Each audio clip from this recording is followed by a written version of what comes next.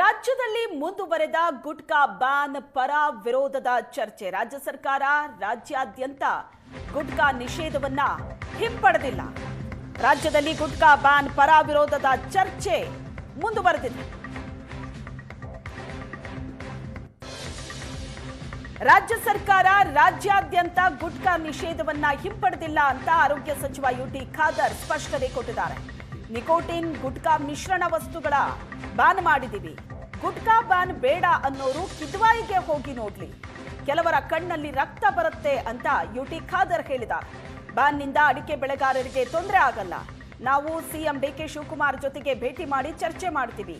ಗುಟ್ಕಾ ನಿಷೇಧ ಹಿಂಪಡೆದಿಲ್ಲ ಅಂತ ಆರೋಗ್ಯ ಸಚಿವ ಖಾದರ್ ಹೇಳಿಕೆ ಕೊಟ್ಟಿದ್ದಾರೆ. ಮೊನ್ನೆ ಆದೇಶ ಪಾನ್ ಮಸಾಲೆ ಏನಿದೆಯಾ ಅದರಲ್ಲಿ ಗುಟ್ಕಾ ಇರಲಿ, ನಿಕೋಟಿನ್ ಇರಲಿ, ಇದೆಲ್ಲ ಕೂಡ ಮಿಕ್ಸ್ ಆಗಿ ಬರಬಾರ್ದು ಅಂತ ಕೆಲ ಬರ್ತಾ ನಮಗೆ ಮಾಹಿತಿ ಇರ್ತದೆ, ಅಥವಾ ಅದನ್ನು ತಯಾರಾಗ್ತದೆ ನಮಗೆ ಮಾಹಿತಿ ಉಂಟು. ಅಂಥವ್ರು ಬಂದಾಗ ಕಠಿಣ ಕ್ರಮ ತೆಗೆದು ಹೇಳಿದ್ದೇವೆ. ಆ ಆದೇಶ ಎಲ್ಲಿಯೂ ಕೂಡ ಹಿಂದೆ ಪಡೆದಿಲ್ಲ. ಮತ್ತು ಇದರ ಬಗ್ಗೆ ಮುಖ್ಯಮಂತ್ರಿ ಬೇಕಾದರೆ ನಾವು ಕೂಡ ಚರ್ಚೆ ಮಾಡಿ ನಮಗೆ ತಿಳಿಸಿಕೆ ಹೇಳ್ತೇವೆ. ಇದರಿಂದ ಅಡಿಕೆ ಬೆಳೆಗಾರರಿಗೆ ಯಾವುದೇ ತೊಂದರೆ ಇಲ್ಲ.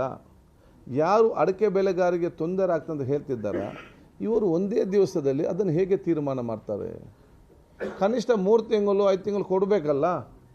3 ತಿಂಗಳ ನಂತರ ಈ ರೀತಿ ಆಗಿದೆ ಎಂದು ಅಸೆಸ್ಮೆಂಟ್ ಬಂದಾಗ ನಮ್ಗೆ ಅರ್ಥ ಆಗ್ತದೆ. ನಾವೀಗ ಹೇಳ್ತೇವೆ, ಇದರಿಂದಾಗಿ ಅಡಿಕೆ ಬೆಳೆಗಾರರಿಗೆ ಯಾವುದೇ ತೊಂದರೆ ಆಗುವುದಿಲ್ಲ. ಅಡಿಕೆ ಬೆಳೆಗಾರ